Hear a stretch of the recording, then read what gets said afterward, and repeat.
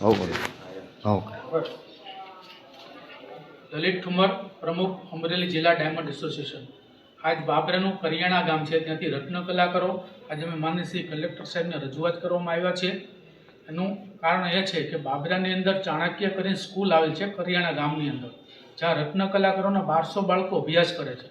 આ સ્કૂલ દ્વારા એફઆરસી પ્રમાણે સ્કૂલની ફી સ્ટુડન્ટની 9મા ધોરણથી 12મા ધોરણ સુધી ભણતા હોય તો 9,000 12,500 જમા થઈ ગયો.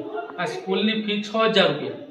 તો રત્ન કલાકારોના વાલીઓ જે 6,000 રૂપિયા ફી ભરી દીધી છે, તો ઉપરની ફી આ સ્કૂલ દ્વારા પરત આપવામાં આવતી નથી.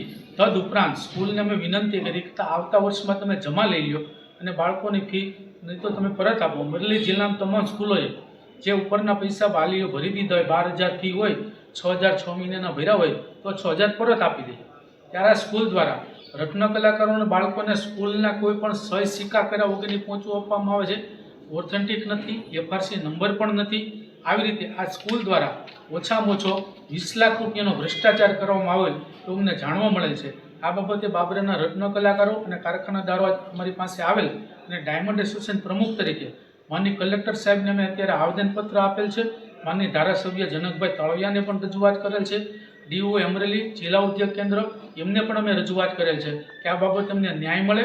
નહીં આવતા દિન 7ની અંદર બાબરા ડાયમંડ એસોસિએશન દ્વારા સમગ્ર બાબરાનો હીરા ઉદ્યોગ બંધ રાખી અને આવેદનપત્ર આપીને ગાંધી ચિંધ્યા માર્ગે આંદોલન કરવામાં આવશે.